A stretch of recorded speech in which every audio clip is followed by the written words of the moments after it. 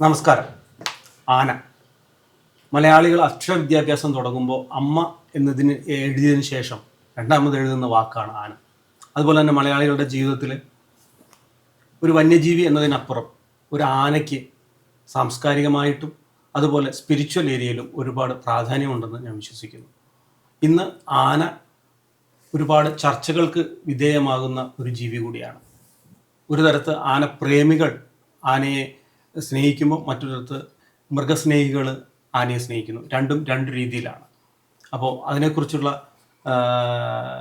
ചെറുപ്പക്കാരുടെയും അല്ലെങ്കിൽ ആന പ്രേമികളുടെയും ഒക്കെ പോയിന്റ് ഓഫ് വ്യൂവിൽ നിന്നുകൊണ്ട് നമുക്ക് ഈ ചർച്ച ആരംഭിക്കാം.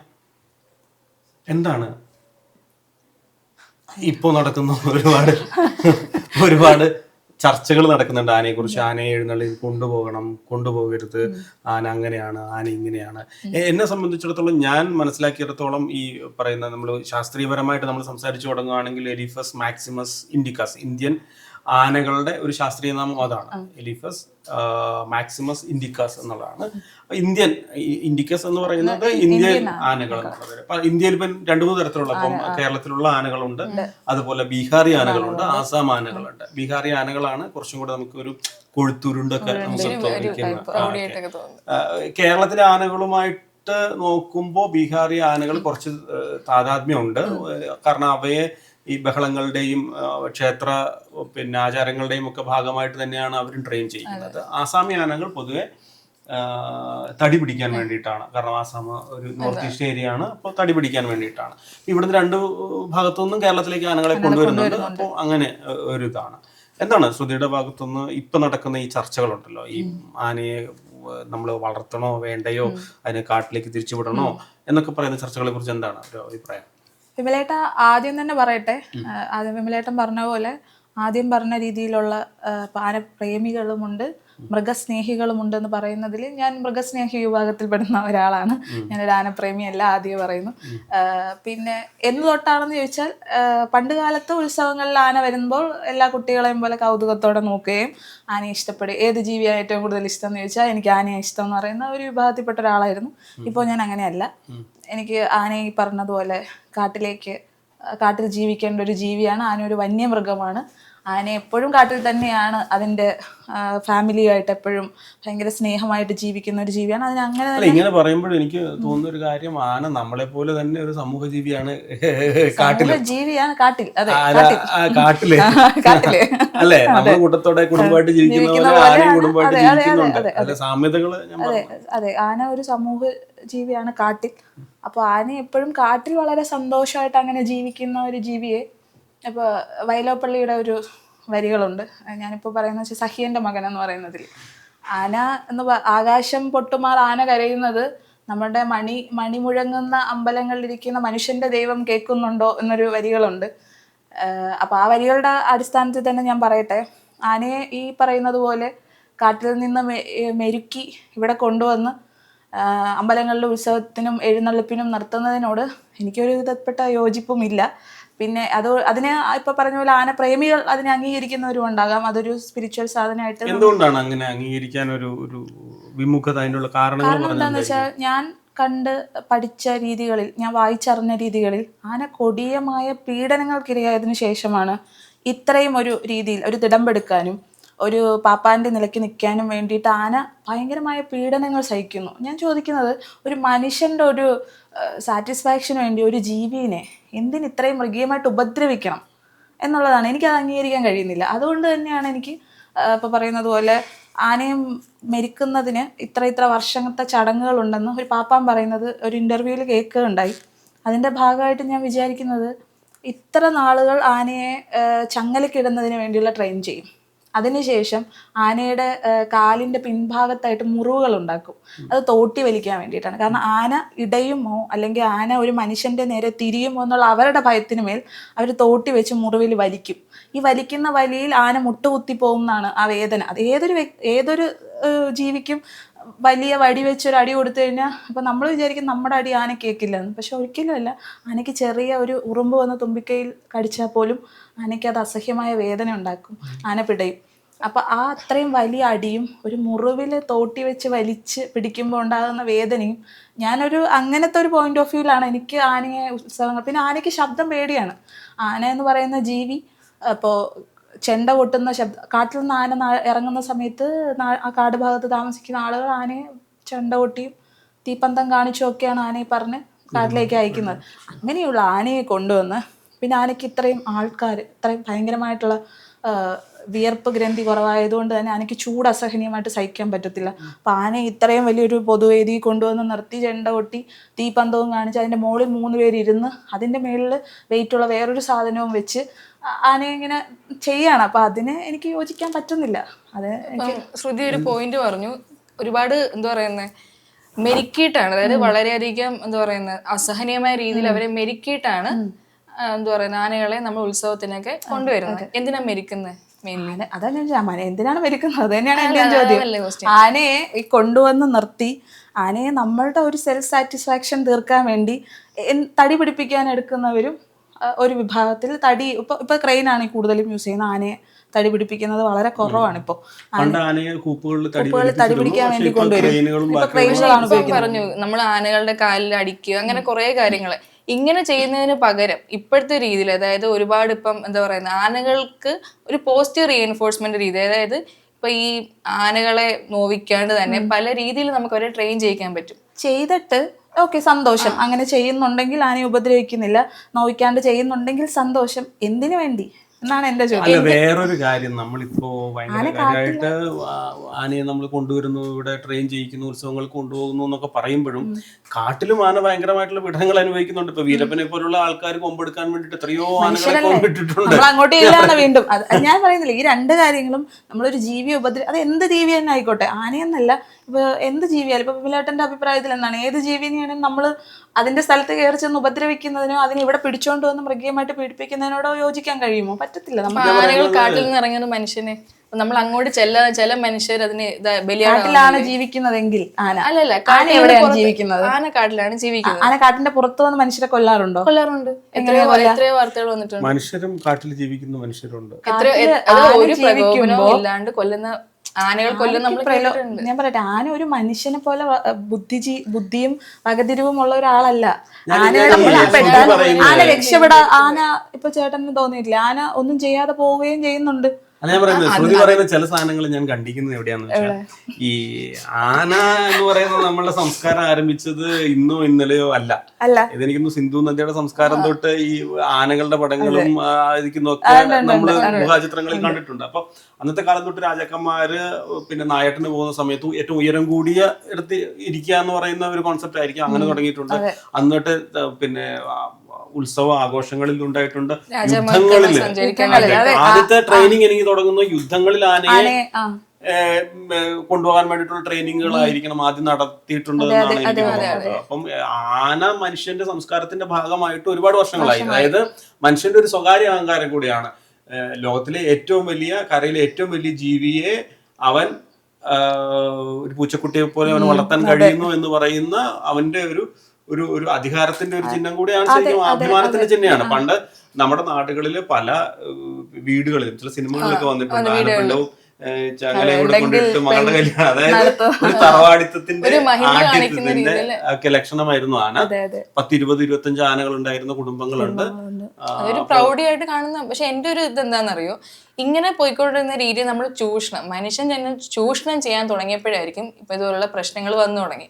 അതായത് ഒരു ജീവിയെ നമ്മൾ കാട്ടിൽ നിന്ന് ഒരു ജീവിയെ പിടിക്കേണ്ട, അല്ലാണ്ട് ഒരു ആനയെ നമ്മുടെ കയ്യിൽ കിട്ടിയ അതിനെ അതിന്റെ രീതിയിൽ വളർത്തുക, അല്ലാണ്ട് അതിനെ മൃഗീയമായി പീഡിപ്പിച്ചുകൊണ്ടും അതിന് ഇപ്പം ഫോർ എക്സാമ്പിൾ ഞാൻ ഒരു കാര്യം പറയാം. ഒരു വെങ്കിടാചലം എന്ന് പറഞ്ഞൊരു സാറ് പറഞ്ഞിട്ടുണ്ടായിരുന്നു, 6 മണിക്കൂറേ മിനിമം ഒരു ആനയെ നമ്മൾ കണ്ടിന്യൂസ് ആയിട്ട് എവിടെ ഉത്സവ പറമ്പുകളിലോ നിർത്താൻ പാടുള്ളൂ. അതുപോലെ തന്നെ 11 മണി തൊട്ട് 4 മണി ആ ഒരു ടൈമിൽ നമ്മൾ ആനകളെ എന്താ പറയുക പുറത്തിറക്കി, അങ്ങനെ കുറേ ലിമിറ്റേഷൻസ് ഉണ്ട്. ഈ ലിമിറ്റേഷൻസ് ഒക്കെ വയലേറ്റ് ചെയ്തിട്ട് മനുഷ്യന്റെ അല്ലെങ്കിൽ നമ്മുടെ ഒരു ഇതിന് വേണ്ടിയിട്ട് ഉപയോഗിക്കുമ്പോഴാണ് ഈ ആനയുടെ നമ്മൾ ചേട്ടൻ പറഞ്ഞ സംസ്കാരത്തെ വിട്ടുകൊണ്ടുള്ള പ്രശ്നങ്ങൾ ഉണ്ടാകുന്നത്. അപ്പൊ അല്ല, ഇങ്ങനത്തെ പ്രശ്നങ്ങൾ എനിക്ക് തോന്നുന്നു ഇന്നും ഇന്നലെ ഒന്നും തുടങ്ങിയതായിരിക്കില്ല. കാരണം മലയാളത്തില് മാതംഗലീല എന്ന് പറഞ്ഞിട്ടൊരു പുസ്തകം തന്നെ എഴുതപ്പെട്ടിട്ടുണ്ട്. അപ്പോൾ ഒരു പുസ്തകം എഴുതപ്പെടുന്നതിനും അതിന് നിയതമായിട്ടുള്ള ഒരു രീതികൾ, അത് ചികിത്സയെക്കുറിച്ചാണ്, ആനയുടെ ലക്ഷണങ്ങളെ കുറിച്ചാണ്, അങ്ങനെ ഒരുപാട് കാര്യങ്ങൾ. അപ്പം അതിനകത്ത് ഒരുപാട് കാര്യങ്ങൾ. ഇപ്പോൾ ഒരു ആനക്കുഞ്ഞ് ജനിച്ചു കഴിഞ്ഞാൽ അതിന്റെ വാല് നോക്കിയിട്ട്, അതിന്റെ വാലിലുള്ള ചില വെട്ടുകൾ അല്ലെങ്കിൽ അതിന്റെ വളവൊക്കെ നോക്കിയിട്ട് ഇവൻ കൂടുതൽ പ്രശ്നക്കാരനായിരിക്കും എന്നൊക്കെ പറയുന്ന,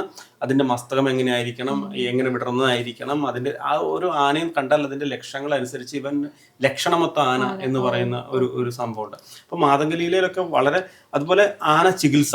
അപ്പോൾ നാട്ടിൽ നമ്മൾ ആനയെ ട്രെയിൻ ചെയ്ത് വളർത്തുന്ന സമയത്ത് എങ്ങനെ ട്രെയിൻ ചെയ്യിക്കണം, അതിന്റെ ചികിത്സ എങ്ങനെയാണ്? ഇപ്പൊ പൂമുള്ളി ആറാന്നപുരം എന്നൊക്കെ പറഞ്ഞ ചികിത്സ വിഷവൈദ്യനായിരുന്നു. അതോടൊപ്പം അദ്ദേഹം ആനയെ ചികിത്സിക്കുന്നതിൽ ഭയങ്കര പ്രശസ്തനായിരുന്നു. എത്ര ആനയ്ക്ക് എരണ്ട എന്നൊക്കെ പറയുന്നത്, അതായത് ഭക്ഷണം കഴിക്കുമ്പോൾ ദഹനശ അങ്ങനത്തെ കുറെ പ്രശ്നങ്ങളുണ്ടാവും.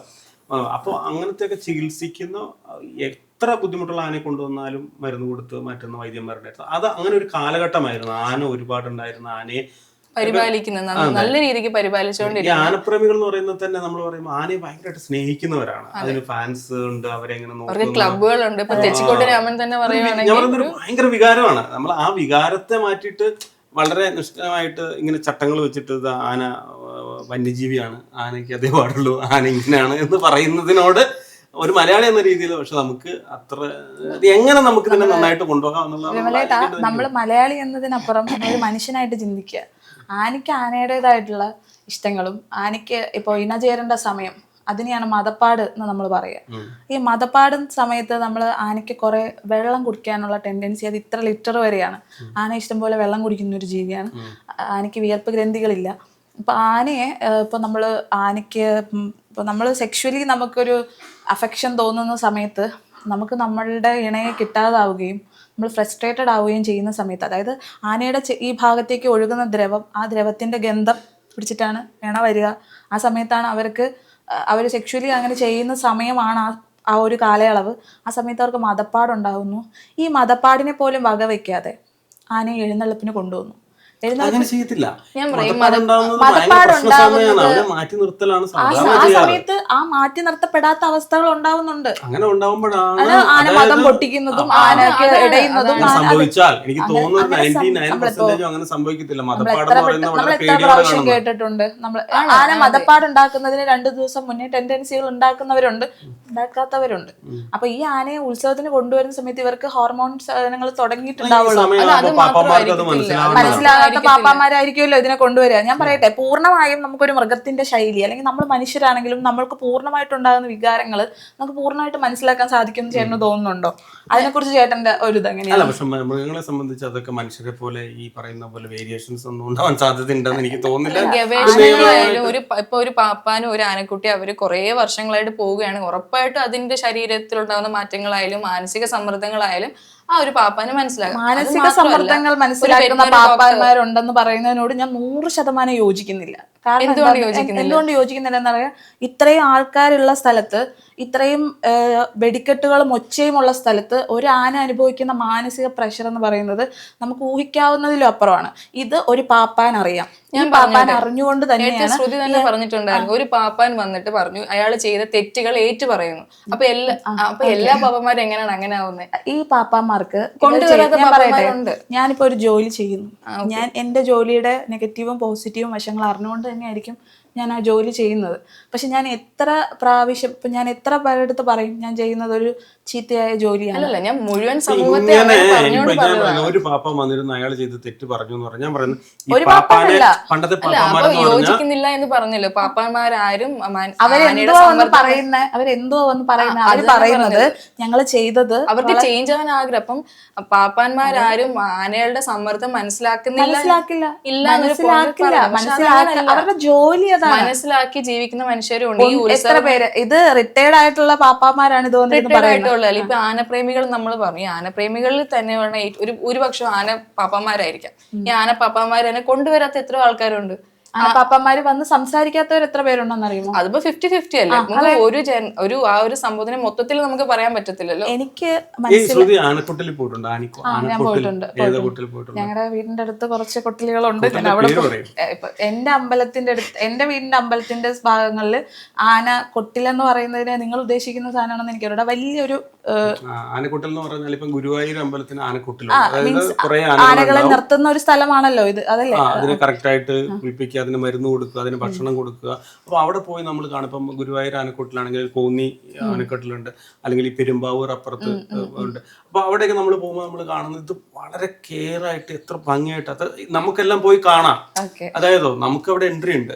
അവരെങ്ങനെയാണ് അതിനെ കുളിപ്പിക്കുന്നത്, എങ്ങനെയാണ് ഭക്ഷണം കൊടുക്കുന്നത്, എങ്ങനെയാണ് മരുന്ന് കൊടുക്കുന്നത്, എങ്ങനെയാണ് സ്നേഹിക്കുന്നത്, അങ്ങനെ സ്നേഹിക്കുന്നത് തിരിച്ചു കൊടുക്കാറുണ്ട്.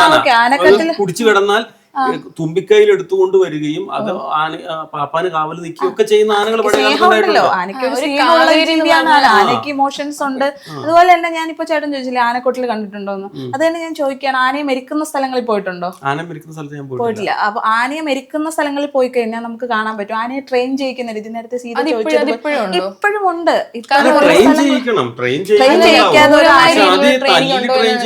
തന്നെയാണ് അവർ ട്രെയിൻ ചെയ്യുന്നത്.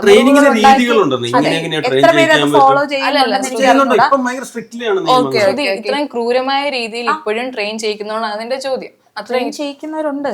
അത് കാരണം നമ്മുടെ ഗവൺമെന്റ് ആയാലും ആരായാലും ഇതിനെ നമ്മൾ എതിർക്കുന്ന ഒരു ഗവൺമെന്റ് ഇപ്പോ കൊണ്ടുവന്ന നിയമം എന്താണ്? ആന എഴുന്നള്ളിക്കാൻ പാടില്ല. ഹൈക്കോടതി കൊണ്ടുപോകരുതെന്ന് പറഞ്ഞ നിയമം വന്നു. എനിക്കൊന്നും അത് ഹൈക്കോർട്ടിൽ ഹൈക്കോർട്ടിൽ നിന്ന് വന്ന അപ്പീല് ആന എഴുന്നള്ളിക്കുന്നതിനോട് കോടതി യോജിക്കുന്നില്ല. കോടതി താഴെ പറഞ്ഞിരിക്കുന്നത് തിമിംഗലം കടലിലായത് നന്നായി. അതൊരു സർക്കാസമായിട്ട് എന്ന് പറഞ്ഞാൽ അതിന്റെ അർത്ഥം നിങ്ങൾ ഈ ആനയെ എഴുന്നള്ളിക്കുന്ന നിരോധിച്ചിട്ടുള്ളതെന്ന് പറയാൻ പറ്റില്ല. ഞാൻ ചോദിക്കട്ടെ, അങ്ങനെ ഹൈക്കോടതിക്ക് പറ്റില്ലെന്നേ. അത് തന്നെയാണ് ഞാൻ പറഞ്ഞ ആദ്യത്തെ ആനപ്രേമികള്.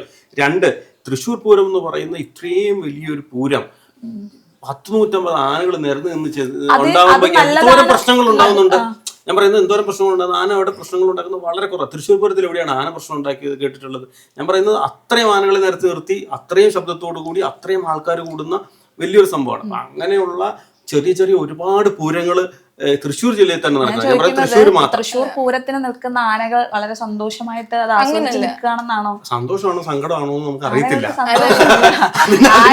ആനയെ സ്നേഹിക്കുന്നു എന്ന് നമുക്ക് മനസ്സിലാവുന്നില്ല. ഇപ്പൊ ആന ഒരു പാപ്പാനെ കെയർ ചെയ്യുന്നു, ആനയ്ക്ക് പാപ്പാനോട് തുമ്പിക്കൈ കൊണ്ട് പാപ്പാനെ ഉയർത്തുന്നു, പാപ്പാനെ സ്നേഹിക്കുന്നു എന്ന് പറയുന്നത് പോലെ തന്നെ എന്തുകൊണ്ട് ആനയുടെ സമ്മർദ്ദം ഇത്രയും വലിയൊരു ജീവിക്ക് ഒരു തടമ്പും അതിന്റെ മുകളിൽ 3 ആൾക്കാരും കയറിയിരിക്കുന്ന അവനൊരു വിഷയമുള്ള കാര്യമല്ല. അത് വിഷയമാണ്. സത്യം പറഞ്ഞാലേ ആയിരിക്കണം. ഭഗവാന്റെ തിടമ്പ് ഏറ്റുമ്പോ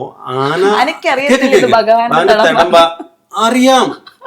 അതിലാണ് പ്രശ്നം. ഞാൻ ചോദിക്കട്ടെ, അങ്ങനെ അറിയുന്ന ആനകൾ ഉണ്ടായിട്ടുണ്ട്. ഞാൻ ചോദിക്കട്ടെ, തിടമ്പേറ്റുമ്പോ ചിലപ്പോ പറയുന്നതായിരിക്കും, തിടമ്പേറ്റി കഴിഞ്ഞാൽ അവന് ട്രെയിനിങ് കൊടുക്കുന്നതായിരിക്കാം. തിടമ്പേറ്റി കഴിഞ്ഞാൽ അവൻ അങ്ങനെ ഉയർന്നു നിൽക്കുക, ഇങ്ങനെ തല ഉയർത്തി നിൽക്കുന്ന ഒരു സംഭവം ഉണ്ട്. ആ ഒരു ഗാംഭീര്യം ഉണ്ടല്ലോ, അത് നമ്മുടെ ഉള്ളിലേക്കും കൂടെ ആവാഹിക്കുന്ന ഒരു സാധനമാണ്. മാത്രമാണ് ചേട്ടാ അത് ആവാഹിക്കുന്നത്. ആനയ്ക്ക് അറിയില്ല ഞാനൊരു ഭയങ്കരമായിട്ടുള്ള ഒരു സംഭവമാണ്, ഒരു ഹീറോ.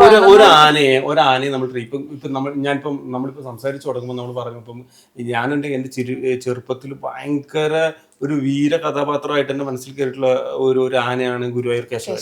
ഗുരുവായൂർ കേശവനെ പറ്റി സിനിമ ഇറങ്ങിയിട്ടുണ്ട്. ഗുരുവായൂർ കേശവൻ എന്ന് പറയുന്നത് മനുഷ്യനെ പോലെ തന്നെ ബുദ്ധി ഉണ്ടായിരുന്നു. അതുപോലെ ഉടുപ്പിയിലെ കണ്ണന്റെ അമ്പലത്തിലുണ്ടായിരുന്ന, ഉടുപ്പി ശ്രീകൃഷ്ണ അമ്പലത്തിലുണ്ടായിരുന്ന കല്യാണി എന്ന് പറയുന്ന ഒരു ആന. ഇതൊക്കെ മനുഷ്യനെ പോലെ പെരുമാറിയിരുന്നത്. അപ്പൊ അതിനെ കെട്ടിയിട്ടിരുന്നില്ല. അത് നടന്നു പോയി എല്ലാ ദിവസവും അമ്പലത്തിലേക്ക് കറക്റ്റായിട്ട് വരിക, ഓരോ കാര്യങ്ങൾ ചെയ്യുക. അതായത് ഒരു പാപ്പാൻ പറയുകയോ വല്ലയോ ചെയ്യാതെ റുട്ടീനായിട്ട് ഓരോ കാര്യങ്ങൾ കറക്റ്റായിട്ടും നമ്മളിപ്പോ ഒരു മനുഷ്യൻ ചെയ്യുന്ന പോലെ തന്നെ ആലോചിച്ച് ചെയ്യുകയും കുട്ടികളെ സ്നേഹിക്കുകയും ഒക്കെ ചെയ്തിരുന്ന ഗുരുവായൂർ കേശവന്റെ വീരകഥകൾ നമ്മൾ കേട്ടിട്ടുണ്ട്. ഗുരുവായൂർ കേശവൻ എന്ന് പറയുന്നത് വളരെ അധികകാലം മുമ്പ് ജീവിച്ചിരുന്നല്ല. കേരളത്തിലെ ഏറ്റവും മികച്ച, ഈ പറഞ്ഞ ലക്ഷണശാസ്ത്രം അനുസരിച്ച് ഏറ്റവും മികച്ച ആനയായിരുന്നു. അതിന്റെ മസ്തകമാണെങ്കിലും അതിന്റെ ഹൈറ്റ് ആണെങ്കിലും ഏതാണ്ട് 324 സെന്റിമീറ്റർ ഹൈറ്റ് ഉണ്ടായിരുന്നു. 324 ഹൈറ്റ് എന്ന് പറയുന്നത് ഏകദേശം ഒരു ഏഷ്യൻ ആനയെ സംബന്ധിച്ചിടത്തോളം വളരെ ഹൈറ്റാണ്. അതിനു മുമ്പ് തൃശ്ശൂർ പൂരത്തില് ഭഗവാന്റെ തിടമ്പേറ്റിക്കൊണ്ടിരുന്ന രംഗനാഥൻ എന്ന് പറയുന്ന, ചെങ്ങന്നൂർ രംഗനാഥൻ എന്ന് പറയുന്ന, പണ്ട് ശിവകാശിയിൽ നിന്ന് തൃശ്ശൂരേക്ക് വന്നിട്ടുള്ള 1917 തോന്നുന്നു എത്തിയിട്ടുള്ള രംഗനാഥനാണ്. രംഗനാഥന്റെ ഈ പറയുന്ന അസ്ഥികൂടം ഇപ്പോഴും സൂക്ഷിച്ചു വെച്ചിട്ടുണ്ട്. അപ്പൊ അത്രയും ഹൈറ്റുള്ള, ഏതാണ്ട് 340 സെന്റിമീറ്ററോളം ഹൈറ്റുള്ള ഒരു ആനയായിരുന്നു. അതിനുശേഷം ഉള്ളതാണ് ഗുരുവായൂർ കേശവൻ. ഇപ്പോൾ ഉള്ളതിൽ തെച്ചിക്കോട്ടുകാവ് രാമചന്ദ്രൻ എന്ന് പറയുന്നത് ഏതാണ്ട് 314 സെന്റിമീറ്റർ ഹൈറ്റ്. അപ്പം ഇങ്ങനെയൊക്കെ ഒരുപാട് ലക്ഷണങ്ങളും ഒക്കെ അനുസരിച്ചാണ് ഒരു തടമ്പ് അതിന്റെ മുകളിൽ ഏറ്റുന്നത്. അപ്പൊ ഞാൻ പറയുന്നത് ഇതിന് ഇങ്ങനെ ഒരുപാട് നമ്മൾ പറഞ്ഞു വരുമ്പോ ഒരുപാട് ലക്ഷണങ്ങളും ബുദ്ധിപരമുള്ള ആനകൾ പറഞ്ഞു വരുന്നത് ഞാൻ ചോദിക്കുന്നത് ഇത്രേ ഉള്ളൂ. ഇത്രയും ലക്ഷണമൊത്ത ഇത്രയും വലിയ ആനകള് ഇത്രയും ഒരു തിടമ്പെടുത്ത് മുകളിൽ വെക്കുമ്പോൾ അതറിയുന്നുണ്ടോ? പിന്നെ അതറിയുന്നില്ലേ? അതിന്റെ മേളിൽ ആള് കയറിയിരിക്കുന്നു. അതിന്റെ മേളിൽ ആള് കയറിയിരിക്കുന്നില്ല. ഇന്നതാണ് അതിനെ കൊണ്ട്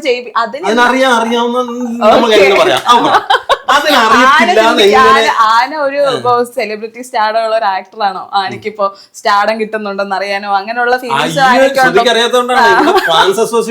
അത് ആനക്കറിയാം. ഇപ്പോഴത്തെ 3 ഫാൻസ് അസോസിയേഷൻ ആനകൾ പറഞ്ഞേ. എനിക്ക് ഫാൻസ് അസോസിയേഷന്റെ ബേസിൽ ആനകൾ കർണൻ എന്ന് പറയുന്ന ഒരു ആനയുണ്ട്, കേട്ടിട്ടുണ്ടോ? അയ്യപ്പൻ, ആനകൾ എന്നുള്ള ഒരു കൂടുതൽ ഡെക്കറേഷന്റെ ആവശ്യമുണ്ടോ? അത് ആനകളാണ്. ഈ ആനകളെ നമ്മൾ ചെയ്യുന്നത് വെറും മനുഷ്യരുടെ സെൽഫ് സാറ്റിസ്ഫാക്ഷന് വേണ്ടി മാത്രം. ഞാൻ പറയുന്നത് മനുഷ്യന്റെ സെൽഫ് സാറ്റിസ്ഫാക്ഷൻ എന്ന് പറയുന്നത് മനുഷ്യന്റെ ആഘോഷവും അവന്റെ സന്തോഷവും അവന്റെ ആഘോഷങ്ങളൊക്കെ തന്നെയാണ് കൂടുതലും പ്രാധാന്യം കൽപ്പിക്കുന്നത്. അപ്പോ ആന എന്ന് പറയുന്നത് അവൻ ഈ പറയുന്ന അവന്റെ ഒരു വീട്ടിലെ ഒരു അംഗത്തെ പോലെ കാണുന്ന, അതിനെ സ്നേഹിക്കുന്ന ഒരുപാട് ആൾക്കാരുണ്ട്. നമ്മൾ അവരെ അറിയുമ്പോഴും അവരുടെ ഇടയിലേക്ക് പോകുമ്പോഴും അവരുടെ വികാരങ്ങൾ നമ്മൾ മനസ്സിലാക്കുന്നത്. ഒരു അമ്പലത്തിൽ ആന എഴുന്നള്ളിക്കുക എന്നൊക്കെ പറയുന്നത് ഒരു നാടിന്റെ വികാരമാണ്, അല്ലെങ്കിൽ ഒരു ജനങ്ങളുടെ ഭയങ്കരമായിട്ടുള്ള വികാരമാണ്. ഇപ്പം ഇവിടെ ഇരുന്ന് ഈ ഒരു മുറിയിൽ ഇരുന്ന് സംസാരിക്കുമ്പോഴാണ് നമുക്ക് ഭയങ്കരമായിട്ട് മുറിവ് തോന്നുന്നത്. അതൊന്നും അല്ല. ആനകളെ മനുഷ്യരെക്കാളും സ്നേഹിക്കുന്ന ജനങ്ങൾ ഉള്ള നാടാണ് കേരളം. ഇതിലിപ്പോ എനിക്ക് തോന്നുന്നത് എന്താണെന്നറിയോ, നേരത്തെ പറഞ്ഞ കോടതി വിധിയെ പറ്റിയിട്ട്.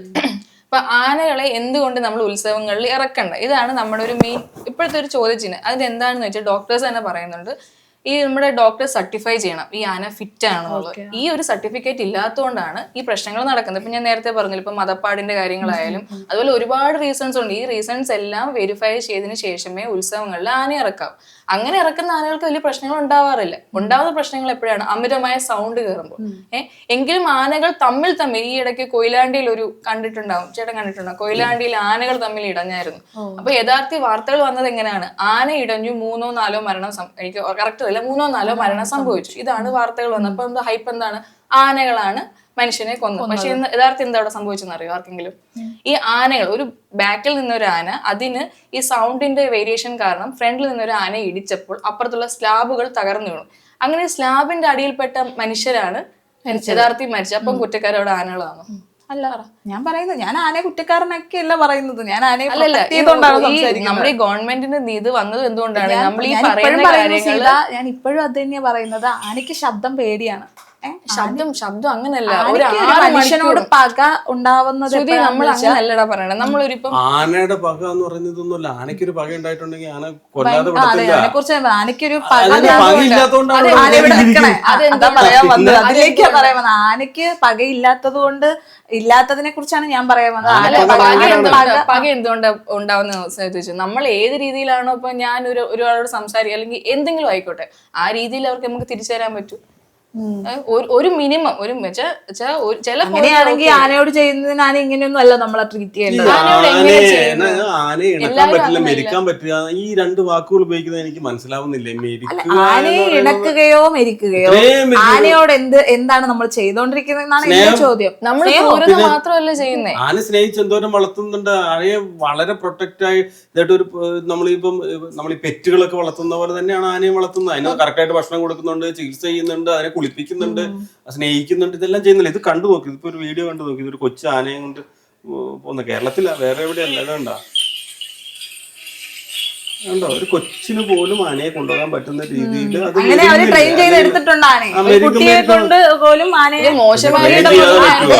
നമ്മള് ട്രെയിൻ ചെയ്യിക്കുന്നില്ലേ? അതെന്തിനാണെന്നാണ് സൗകര്യത്തിന് കാട്ടിൽ വളർന്നോട്ടെ. ആന ഞാൻ അത്രേ പറയുന്നു, കാട്ടിൽ വളരുന്നില്ലേ? കാട്ടിൽ വളരട്ടെ. പൂർണ്ണമായും ആനയുടെ സ്ഥലം കാടാണ്.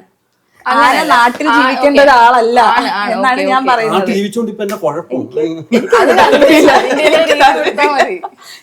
ഞാൻ ചോദിക്കുന്നത്, എന്നെ എന്റെ സ്ഥലത്ത് ഞാനിപ്പോ ചോദിക്കുന്നത്, എന്നെ എന്റെ സ്ഥലത്ത് നിന്ന് പിടിച്ചു കൊണ്ടുപോയിട്ട് കാട്ടിലിട്ടാൽ എനിക്ക് സർവൈവ് ചെയ്യാൻ പറ്റില്ല. അതാണ് എൻ്റെ ഒരു തിയറി. ഞാനിപ്പോ പറയുന്നത് അങ്ങനെയാ. ഇപ്പൊ ചേട്ടൻ പറഞ്ഞില്ലേ നമ്മള് തൃശ്ശൂർ പൂരത്തിന് ആനകൾ ഇടയാറില്ല. അപ്പോൾ ചേട്ടൻ പറഞ്ഞ പോലെ ഇപ്പൊ ഒരു ഹീറോയിസം കൊടുത്ത് ഭയങ്കര ഫാൻ ബേസ് ഉള്ള ഒരു ആനയാണ് തെച്ചിക്കോട്ടുകാവ് രാമചന്ദ്രൻ. അപ്പോൾ ആ പേരിലുള്ള ആന എനിക്ക് തോന്നുന്നു ഒരു 13 പേരെ ഏകദേശം അത് കൊന്നിട്ടുണ്ടെന്നാണ് കണക്ക്. അപ്പൊ ഞാൻ ചോദിക്കുന്നത്, ഈ ആന എങ്ങനെയാണ് ഇത്രയും ആന പാപ്പാൻ സ്നേഹിച്ച് വളർത്തുന്ന ആനയാണല്ലോ.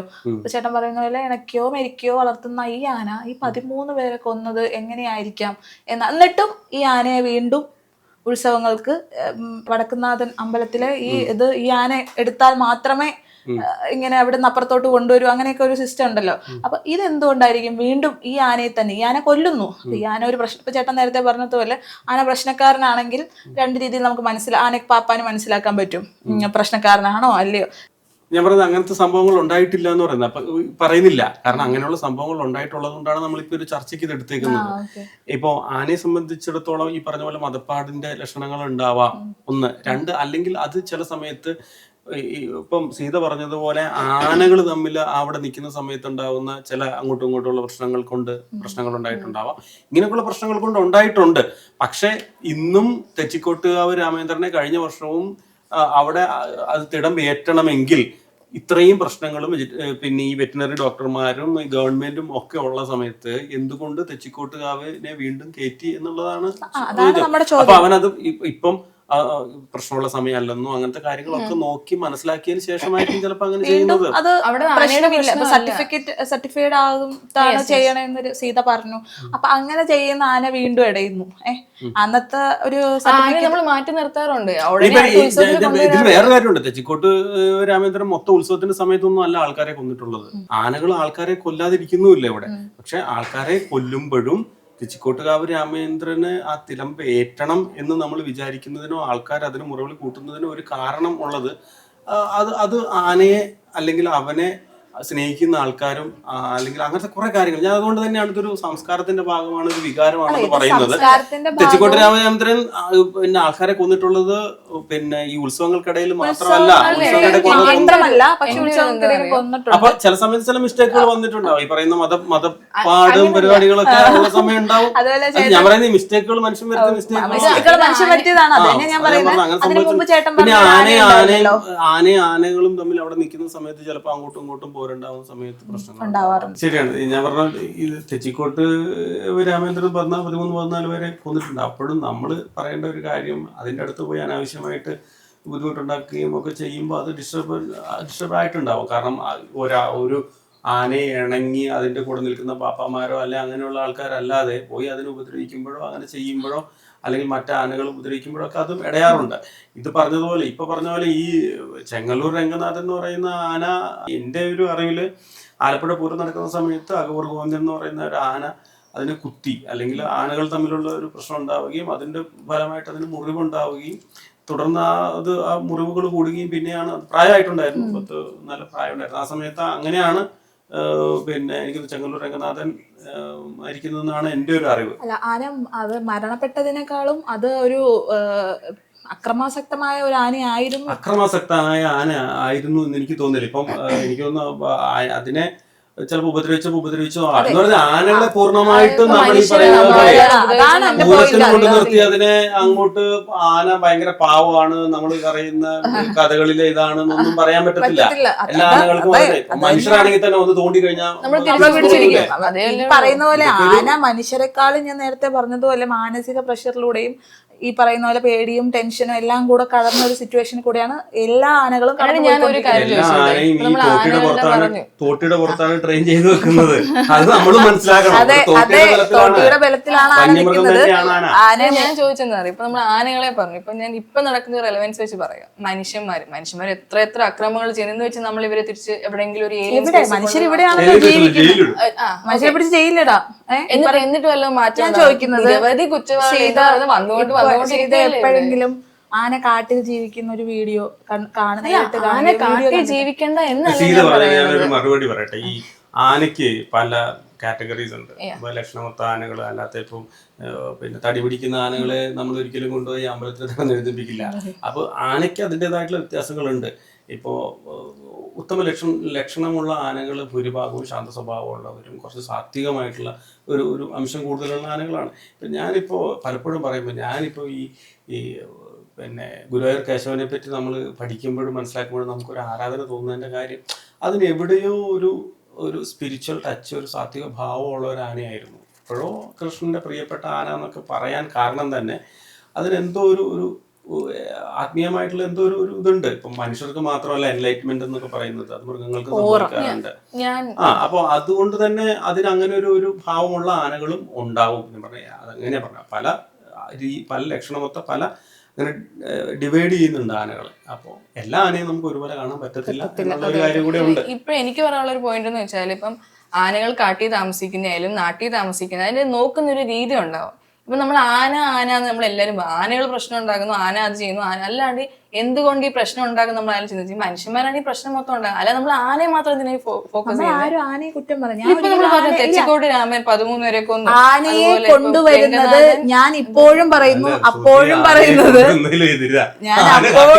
ഞാൻ അപ്പോഴും തുടക്കം തൊട്ട് ഒടുക്കം വരെ പറയുന്നത് ആനയെ കൊണ്ടുവരുന്നത് മനുഷ്യരുടെ സെൽഫ് സാറ്റിസ്ഫാക്ഷന് വേണ്ടി മാത്രമാണ്. മനുഷ്യരാണ് ഇവിടെ പ്രധാനപ്പെട്ട കാര്യം. അവര് മാറ്റി ചിന്തിക്കത്തില്ല. ഇപ്പൊ റോബോട്ടിക് ആനകളെ നമ്മൾ ഉത്സവത്തിന് കൊണ്ടുവരുന്നു, അതുപോലും ഇതൊരു മനുഷ്യന്റെ നിസ്വാർത്ഥമായിട്ടുള്ള ഒരു ഫീലിംഗ് ആണ്. എനിക്ക് പറ്റത്തില്ല എന്നുള്ളൊരു ചേട്ടന്റെ ഉള്ളിൽ നിന്ന് വരുന്ന നോയാണത്. ഇത് നമ്മൾ ഓരോ എന്റെ വീട്ടിലിപ്പോ ആനയുടെ റോബോട്ട് ആണ് വന്നതെന്ന് പറയുമ്പോഴത്തേക്കും നെറ്റിപ്പട്ടം ഒന്നും കെട്ടി ഒന്നും നിന്നില്ലെങ്കിൽ ഞങ്ങളുടെ വീട്ടിൽ ആ ഉത്സവത്തിന് വന്ന ആനയ്ക്ക് നെറ്റിപ്പട്ടവും ഇല്ലായിരുന്നു. അപ്പോ നമ്മളുടെ ഉള്ളില് പണ്ട് ഇപ്പൊ പറഞ്ഞില്ലേ സിന്ധുനാരിയുടെ സംസ്കാരം തൊട്ടേ നമ്മൾ ആനയെ പറയുന്നു. ആ മനുഷ്യന് ഇപ്പോഴും ആനയെ നമുക്ക് ആനയെ കാണണം. ഈ റോബോട്ടിക് ആനകളെ കൊണ്ടുവരുന്നതിനെ പറ്റി എന്റെ അഭിപ്രായം എന്താണെന്നറിയോ? നമ്മളൊരു പാവക്കുട്ടിയെ കല്യാണം കഴിക്കുന്ന പോലെയോ.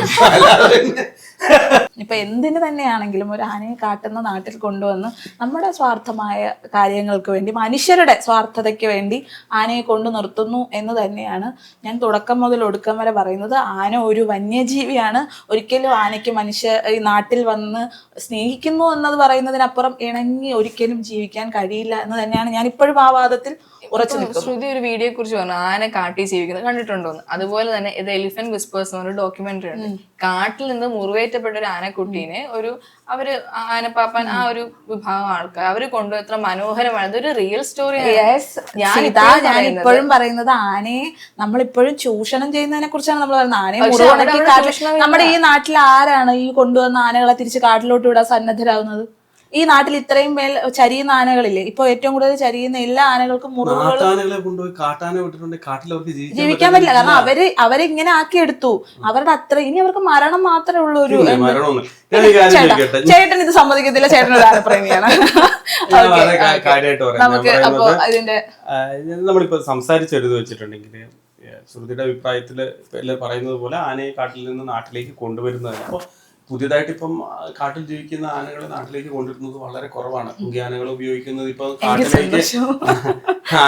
കാട്ടിൽ നിന്നുള്ള ആനകൾ നാട്ടിലേക്ക് വരുമ്പോൾ അതിന് കാട്ടിലേക്ക് തന്നെ തിരിച്ചുവിടാൻ വേണ്ടിയിട്ടാണ് ഇപ്പോൾ കുങ്കിയാനകളെ ഉപയോഗിക്കുന്നത്. ഇപ്പോൾ നമ്മളിപ്പോ അരിക്കൊമ്പനും അങ്ങനെയുള്ള ആനകളൊക്കെ വന്നപ്പോൾ സുരേന്ദ്രനെ പോലെയുള്ള കുങ്കിയാനകളെ ഉപയോഗിച്ചുകൊണ്ടാണ് അവയെ കാട്ടിലേക്ക് തന്നെ തള്ളിവിട്ടത്. അപ്പോൾ ആനകളെ തുരത്തി ഓടിക്കാൻ പോലും ആനകളെ നമുക്ക് ആവശ്യമുണ്ട്. പിന്നെ അതൊരു സംസ്കാരത്തിന്റെ ഭാഗമാണ്, നമുക്കൊരു അഭിമാനത്തിന്റെ ഭാഗമാണ്. അപ്പോൾ നിയമങ്ങളുണ്ട്. അപ്പോൾ നിയമങ്ങൾക്ക് അനുസൃതമായിട്ട് അവയെ സ്നേഹിക്കുന്ന രീതിയിൽ അവയെ നല്ല രീതിയിൽ സംരക്ഷിക്കുകയും അവർക്ക് ഉള്ള പ്രശ്നങ്ങളും അല്ലെങ്കിൽ അവരുടെ ബുദ്ധിമുട്ടുകളും ഒക്കെ മനസ്സിലാക്കിക്കൊണ്ട് നമ്മൾ ഒരു നല്ല കാര്യത്തിന് വേണ്ടിയിട്ട് പലപ്പോഴും അമ്പലങ്ങളിൽ നമ്മൾ പൂജയുടെ ഭാഗമായിട്ട് പരിധി വെക്കുക. ഇപ്പൊ 3 ആനകളെ കൂടുതൽ എന്താ പറയുന്നത്, നമ്മൾ ഈ ഉത്സവം എന്ന് പറഞ്ഞാൽ ഇപ്പൊ എന്തായാലും ഒരു 10 വർഷത്തിനുള്ളിൽ നമുക്ക് മാറ്റി വെക്കാൻ പറ്റാത്തൊരു കാര്യങ്ങളായിരിക്കാം. എന്റെ ഇപ്പോഴും അഭിപ്രായം നമ്മൾ അവരുടെ ചൂഷണം കുറയ്ക്കുക. കുറച്ചുകൊണ്ട് നമുക്ക് നല്ല രീതിയിൽ ആനയെ എഴുന്നള്ള ഇപ്പൊ ഒരു ആനയ്ക്ക് മതപ്പാട് ഉണ്ടെങ്കിൽ അതിനെ മാറ്റി നിർത്തുക, കൊണ്ടുവരാതിരിക്കുക. അതിനുള്ള കൃത്യമായ നിയമങ്ങൾ നമുക്ക് ആനയെ കാണുമ്പോൾ ഒരു കൗതുകമുണ്ട്, ആനയോട് ഇഷ്ടമുണ്ട്, ആനച്ചന്തം ഉണ്ട് ആനയ്ക്ക് എപ്പോഴും. പക്ഷെ അത് നമ്മൾ ഹൈലൈറ്റ് ചെയ്യാതിരിക്കുക. ഉണ്ടാവുമല്ലോ കാട്ടിൽ ജീവിക്കുന്ന ആനകൾക്ക് ബുദ്ധിമുട്ടുണ്ടാകുമ്പോഴേ നമ്മൾ നാട്ടിൽ കൊണ്ട് ചികിത്സ നടത്തുന്നത്. അതന്നെ. അപ്പൊ നമ്മുടെ എല്ലാവരുടെ അഭിപ്രായത്തെ മാനിച്ചുകൊണ്ട് ഞാൻ കൺക്ലൂഡ് ചെയ്യുമ്പോൾ പറയാൻ ഞാൻ ഉദ്ദേശിക്കുന്നത്, ആനയെ ഇപ്പം നാട്ടിലുള്ള ആനകളെ നമുക്ക് കാട്ടിലേക്കും വിടാൻ പറ്റില്ല, പുതിയ ആനകളെ നമുക്ക് ഇങ്ങോട്ടും കൊണ്ടുവരണ്ട. ഉള്ള ആനകൾ ഇവിടെ ഇനിയും അത് പ്രസവിക്കും, ആന കുഞ്ഞുങ്ങളൊക്കെ ഉണ്ടാവും. അപ്പം അവയെ നല്ല രീതിയിൽ നോക്കി നല്ല ലക്ഷണമൊത്ത ആനകളെ കൊണ്ടുവന്ന് അവയെ നല്ല രീതിയിൽ നോക്കി നമുക്ക് നമ്മുടെ ഉത്സവങ്ങളും കാര്യങ്ങളും ഒക്കെ നന്നായിട്ട് നടത്തി അത് ഒരു അഭിമാനത്തിന്റെ ഭാഗമായിട്ട് സംസ്കാരത്തിന്റെ ഭാഗമാണ്. അതിനെ അങ്ങനെ തന്നെ നല്ല രീതിയിൽ കൊണ്ടുപോകാൻ നമുക്ക് കഴിയട്ടെ. അങ്ങനെ ആവട്ടെ. അതിന്റെ നിയമങ്ങളും ഒന്നും പൂർണ്ണമായിട്ട് നിർത്തിവെക്കലും എല്ലാം നിരോധിക്കലും അല്ല. അതിന് എങ്ങനെയാണോ വേണ്ടത്, മനുഷ്യർക്ക് കൂടുതൽ മനുഷ്യരെ അപകടത്തിൽപ്പെടാതെ അവർ ആനയുടെ പിന്നെ ചവിട്ടും കാര്യങ്ങളെ കൊണ്ട് മരണപ്പെടാതെ എങ്ങനെ നല്ല രീതിയിൽ നമുക്ക് അതിനെ മുന്നോട്ട് കൊണ്ടുപോകാമെന്ന് ആലോചിക്കാം. അപ്പോൾ അതിന് ഒരുപാട് നിർദ്ദേശങ്ങൾ നിങ്ങൾക്കും ഉണ്ടാവും. അത് ഇതിൻ്റെ താഴെ നിങ്ങൾ കമൻറ്റ് ചെയ്യുക. അപ്പോൾ ഞങ്ങളുടെ അഭിപ്രായങ്ങളാണ് ഞങ്ങളിവിടെ സംസാരിച്ചത്. അപ്പോൾ എന്തായാലും വളരെ സന്തോഷം. Thank you.